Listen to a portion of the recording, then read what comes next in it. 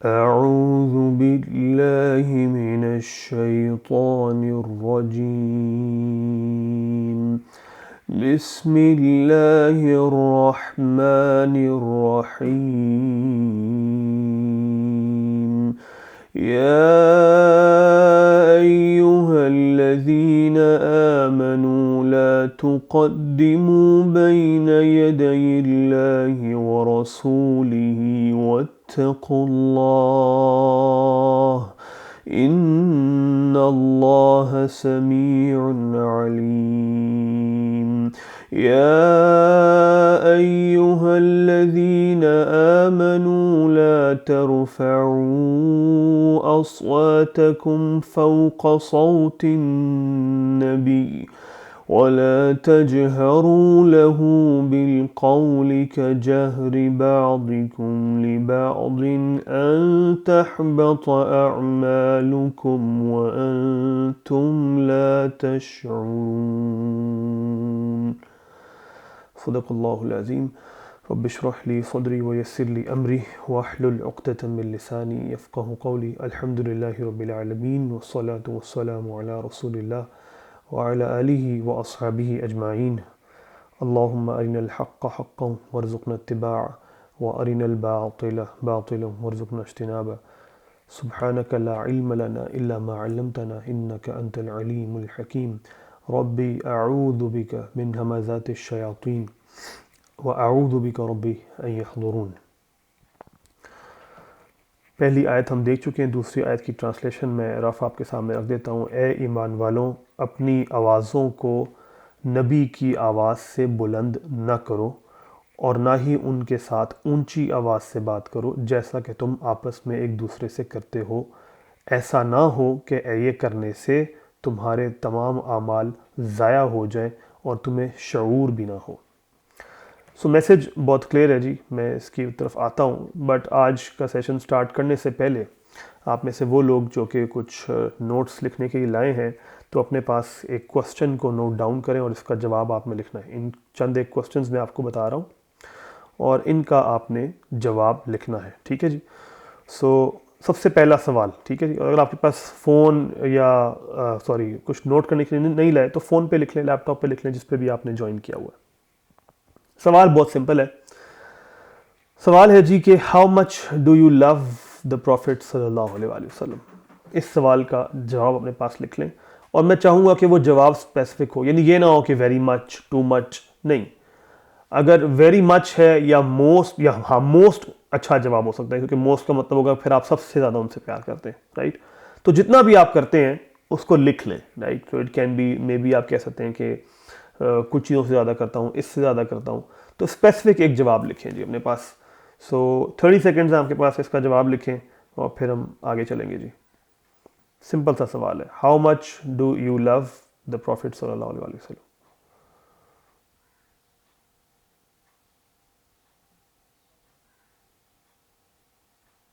Okay جی، ہو گیا جی. Next question جی. اس کے بعد آپ ان کے لیے کچھ سیکریفائس کرنے کو تیار ہیں؟ Are you willing to sacrifice anything for ہم، فار ہز لو؟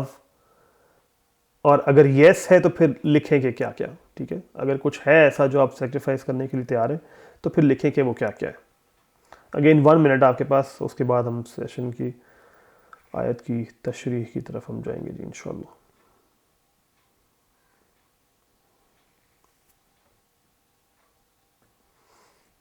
اوکے جی.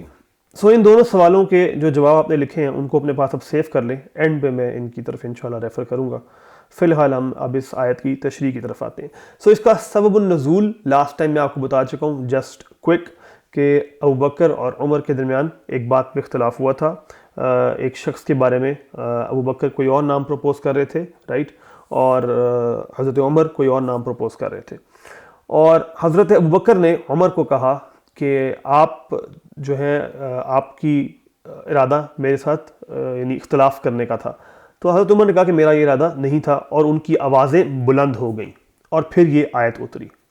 اس کے بارے میں امام بخاری ایک روایت نریٹ کرتے ہیں فرام اصحابی، ہی سیز کہ کاد الخیران ان یہلکا، کہ قریب تھا کہ 2 بہترین لوگ تباہ ہو جاتے، ابو بکر و Umar. Just feel the intensity of this. قریب تھا کہ دو بڑی ہستیاں تباہ ہو جاتی. یہ وہ لوگ ہیں جن کو ہم شیخین کہتے ہیں ہمارے دین کے اندر. یہ وہ لوگ ہیں جو ٹاپ 2 لوگ ہیں ہماری امت کے اندر.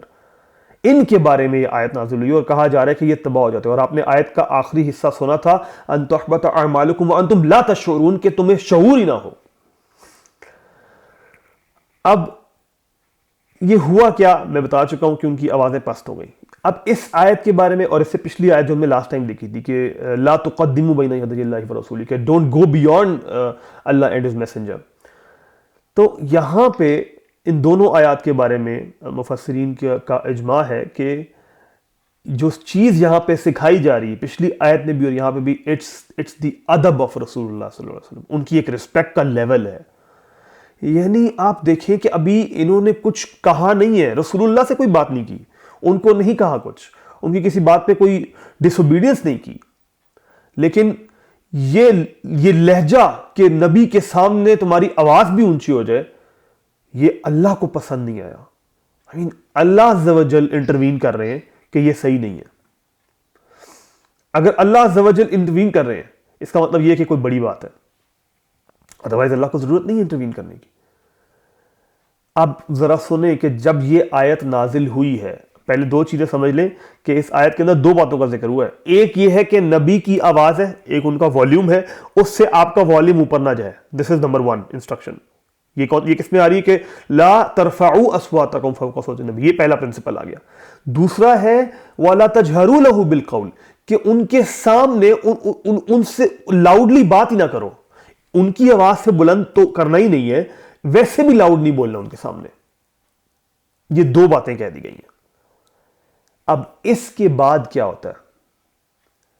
عمر کے بارے میں کہا جاتا ہے, جو ڈیفرنٹ صحابہ کہتے ہیں, وہ کہتے ہیں کہ اس کے بعد عمر اتنی آہستہ سے بولتے تھے کہ رسول اللہ صلی اللہ علیہ وسلم کو سمجھ نہیں آتی تھی جب تک کہ ان کو سمجھایا نہ جائے. یعنی کئی دفعہ ہوتا ہے نا کہ ایک شخص اتنا آہستہ بولتا ہے کہ اس کی بات آپ کو سمجھ نہیں آتی, تو آپ دوبارہ پوچھتے ہیں تو آپ کو سمجھانا پڑتا ہے کہ نہیں میں یہ کہہ رہا تھا. تو عمر نے اتنی احتیاط شروع کر دی, اتنی آہستہ بولتے تھے. اور ابو بکر کے بارے میں آتا ہے کہ ابو بکر نے کہا کہ واللہ یا رسول اللہ, واللہ میں آپ کے ساتھ آئندہ کبھی بھی بات نہیں کروں گا, بلکہ صرف اس طرح جیسے کہ کوئی سیکرٹ میں بات کرتا ہے کسی اپنے دوست کے ساتھ, یعنی وسپر میں آپ کہہ لیں. تو یہاں پر رک کے ذرا ایک پہلا فرق نوٹ کر لیں میرے میں, آپ میں اور ان لوگوں میں. کیا کہا تھا کہ 2 بڑی ہستیاں شاید تباہ ہو جاتی, لیکن اب ان کا ایٹیٹیوڈ دیکھیں. جیسے ہی پتا چلا کہ ایک آرڈر آ گیا ہے, 180 ڈگری چینج ہو گیا. یعنی اتنی آہستہ سے, اتنی احتیاط کہ عمر اتنا آہستہ بول رہے کہ ان کی آواز ہی سمجھ نہیں آ رہی ہے. ابو بکر کہہ رہے کہ میں سرگوشیاں کروں گا. بس یہ ایک بہت بڑا فرق ہے ان کے اندر اور ہمارے اندر. اور میں اس کو 2 چیزیں کہوں گا. ہم بن چکے ہیں کنزیومرز, کانٹینٹ کنزیومرز. سب ریلیں بھی دیکھنی ہے میں نے سارا کچھ یوٹیوب پہ جتنی سیریز چل رہی ہے رمضان کے اندر وہ ساری بھی دیکھنی ہے, لیکچر بھی سننے, مسجد کے اندر درس بھی کوئی مس نہیں کرنا, تراویح بھی پڑھنی ہے. I am only consuming. اور میں کس چیز سے دور جا رہا ہوں؟ ایکشن. ان کی کنزمپشن اتنی نہیں تھی. ان کی کیا کنزمپشن تھی؟ رسول اللہ صلی اللہ علیہ وسلم کی محفل ہے, اور کیا رسول اللہ صلی اللہ علیہ وسلم کی محفل ہر وقت, ہر بندہ ہر وقت اس کی ایکسیس میں نہیں, لیکن جو کنزیوم کر لیا ہے نا اس کو اب they have to put it into practice, otherwise وہ آگے نہیں جا رہے. آیات کے بارے میں کہتے ہیں کہ ہم 10 سے زیادہ آیات, 12 سے زیادہ آیات پہ جاتے نہیں تھے جب تک کہ ان کو ڈائجسٹ کر کے ان پہ عمل نہ کرنا شروع کر دیں. اور ہم آج پورے رمضان میں جناب وہ دورہ قرآن اور پورا قرآن ختم کر کے اور لوگوں کو اچھی طرح ٹھسا کے, اور this was not the way. ہم پتہ نہیں کیوں کنزیومرز بنتے جا رہے ہیں, کانٹینٹ کنزیومرز, کنزیوم, اور جب ایکشن کی باری آتی ہے ہم ایکشن نہیں لیتے. اور یہاں یہ لوگ کیا کر رہے ہیں, انہوں نے فوراً ایکشن لے لیا. کتنی دیر لگی ہے, انہوں نے فوراً ایکشن لے لیا. اب ذرا اس آیت کے اوپر ریفلیکشنز میں اور ذرا ڈیپ جاتے ہیں کہ اس کے اندر سب سے پہلی چیز یہ دیکھیں کہ اس کے اندر پچھلی آیت میں اللہ تعالیٰ نے کیا کہا تھا, یا ایھا الذین آمنوا. اب اگلی آیت میں اگر کہہ رہے ہیں تو obvious ہی بات ہے کہ ہم سے ہی بات ہو رہی ہے نا, تو دوبارہ یہ کہنے کی کیا ضرورت ہے کہ یا ایھا الذین آمنوا.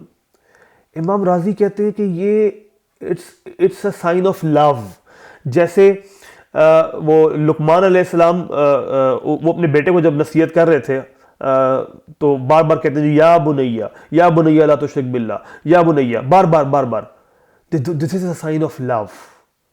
دوسرا وہ یہ کہتے ہیں کہ یہ انشور کرنا ہوتا ہے کہ یہ کنفیوژن نہ رہ جائے کہ کہیں کہ کس کو ایڈریس کیا جا رہا ہے، یہ تمہیں ہی کہا جا رہا ہے. اور تیسری بات وہ کہتے ہیں کہ یہ بتانے کے لیے کہ یہ جو دوسری بات ہے یہ بھی ایک سیپریٹ ایڈوائس ہے. تم یہ نہ سمجھو کہ پہلے والے کوئی ہم جو ہے نا وہ ری انفورس کریں، نہیں، یہ سیپریٹ ایڈوائس ہے. آگے بڑھنا علیحدہ بات تھی، اب آواز کو اونچا کرنا علیحدہ بات ہے. یہ سب کلیئرٹی دینے کے لیے. اب دا تھنگ از کہ اس کے اوپر ذرا آپ ریفلیکٹ کرتے ہیں کہ دو چیزیں نہیں کرنی. اب سوال یہ پیدا ہوتا ہے کہ یار ان کے دور میں تو یہ بات سمجھ آ گئی، آپ بھی کب سے یہی سوچ رہے ہوں گے کہ ہم اس پہ کیسے عمل کریں گے. تو سیدھی جو چیزیں آپ کو سمجھ آتی ہیں وہ یہ ہے کہ جب میں اور آپ رسول اللہ صلی اللہ علیہ وآلہ وسلم کے روزے پہ جائیں، اللہ ہم سب کو لے کے جائے، بار بار لے کے جائے. وہاں پہ وہ آیت لکھی بھی ہوئی ہے، یہی دونوں آیات لکھی بھی ہوئی ہیں. وہاں جا کے اب آپ سوچیں کہ اونچا بولا. اب آپ کہہ رہے ہو کہ یار رسول اللہ صلی اللہ علیہ وسلم تو قبر کے اندر ہے، تو رسول اللہ صلی اللہ علیہ وسلم کی وہ حدیث ذہن میں رکھیے گا کہ آپ نے کہا کہ جب تم میں سے کوئی مجھ پر درود بھیجتا ہے تو مجھ تک لایا جاتا ہے اور میں اس کو پراپر اپنی ہوش و حواس میں رسپونڈ کرتا ہوں. تو ایک صحابی نے جرات کر کے پوچھ لیا کہ یا رسول اللہ صلی اللہ علیہ وسلم قبر کے اندر آپ کیسے کریں گے، اس وقت تو آپ کی باڈی ڈکے ہو چکی ہوگی. تو آپ نے کہا کہ اللہ تعالیٰ نے زمین کے اوپر حرام کر دیا ہے کہ وہ انبیاء کے جسد کو کھائیں. یعنی عام آدمی بھی قبر کے اندر زندہ ہے، برزخ کی لائف کے اندر وہ ٹرانزیشن میں ایک زندہ ہے، لیکن اس کی باڈی کا کوئی وجود نہیں ہے. آپ آج کسی کی قبر مطلب اگر کھودیں گے، اللہ نہ کرے کہ ہم کھود رہے ہوں لیکن سمجھانے کے لیے کہہ رہا ہوں، تو اندر سے آپ کو بونز ملیں گے. لیکن انبیاء کے کیس میں کیا کہا کہ وہ ان کی باڈیز ڈکے نہیں ہو رہی ہیں، وہ اپنی باڈیز کے سمیت وہاں پہ زندہ ہے، اور رسول اللہ صلی اللہ علیہ وسلم جواب دے رہے ہیں. تو اس کا مطلب یہ ہوا کہ اب مجھے وہاں جا کے اصلی آپ دیکھیں وہاں جا کے آیت بھی لکھی ہوئی ہے، تو یہ احترام ہے رسول اللہ صلی اللہ علیہ وسلم. اور اس پہ کوئی اختلاف نہیں ہے اسکالر کا، یہ مت سمجھے گا کہ اس میں کوئی وہ اختلاف ہے کہ جو کہتے ہیں کہ نہیں ہے. نہیں، رسول اللہ صلی اللہ علیہ وسلم کے بارے میں یعنی آپ نے وہاں پہ لاؤڈ نہیں ہونا. اب آپ دیکھیں وہاں پہ آپ میں سے جو لوگ جا چکے ہیں کہ کیسے وہاں پہ شور ہو رہا ہوتا ہے. نمبر 2، یہ جو وعید آئی ہے جب اللہ تعالیٰ نے یہ کہا کہ وَأَنْتُمْ لَا تَشْعُرُونَ، یعنی اس سے یہ امپریشن نہیں جا رہا کہ اللہ تعالیٰ معاف کرنے کے لیے بھی تیار نہیں ہے. اتنی سخت بات. دیکھیں اگر میں معافی اپنے غلط کام کی معافی کب مانگوں گا؟ جب مجھے احساس ہوگا کہ یار مجھ سے غلطی ہو گئی ہے. اللہ تعالیٰ کہہ رہے ہیں کہ ہم تمہارے اعمال ضائع کر دیں گے، تمہیں پتہ بھی نہیں چلے گا. عام قاعدہ اللہ تعالیٰ کی عام سنت یہ ہے کہ اللہ تعالیٰ بہانے ڈھونڈتے ہیں ہمیں معاف کرنے کے. یہ دے دیا، یہ منس دیا، یہ مہینہ دے دیا، یہ کام دے دیا، یہ کہا کہ میرے سے ایک دفعہ مانگ لو، ہر رات کو آسمان دنیا پہ نزول ہو گیا، میرے سے بخشش مانگ لو. یہ سارے بہانے ہیں. یہاں پہ اتنا سخت قاعدہ کہ وَأَنْتُمْ لَا تَشْعُرُونَ، کہ تمہیں خبر بھی نہیں ہوگی. اس سے زیادہ سخت بات کیا ہو سکتی ہے؟ اور سب سے بڑی بات، سرپرائزنگ بات یہ کہ یہ کس بات پہ رہی ہے؟ ایسا کیا بڑی بات ہو گئی ہے؟ یا اللہ صرف اونچا ہی بولنے پہ اتنی سخت بات؟ صرف اگر آپ کی آواز نبی سے اونچی بھی نہیں ہوئی، صرف آپ نے ان کے سامنے اونچی آواز سے بات کر لی، اتنی سخت بات؟ اور اگر اس پہ اتنی سختی ہے تو پھر ڈس اوبیڈینس کے بارے میں کیا خیال ہے؟ اگر آواز اونچی کرنے پہ اللہ اتنے ناراض ہو رہے ہیں تو رسول اللہ صلی اللہ علیہ وسلم کی نافرمانی کے اوپر کیا حال ہوگا؟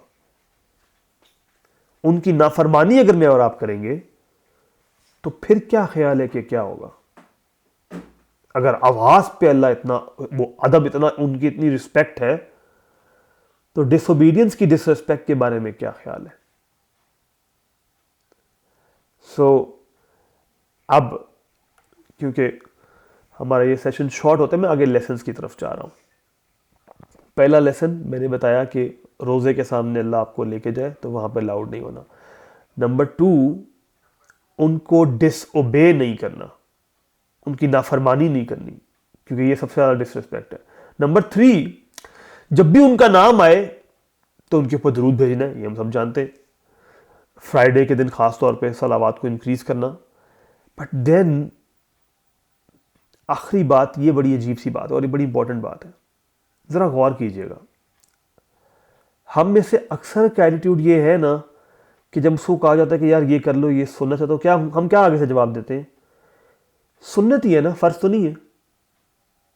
امیجن کریں رسول اللہ صلی اللہ علیہ وآلہ وسلم آپ کے سامنے ہے اور وہ آپ کو یہ کہتے ہیں کہ زین یہ کر لیا کرو، یہ کرو تو تمہارے لیے اچھا ہے، فرض نہیں ہے، یہ کر لو تو تمہارے لیے اچھا ہے.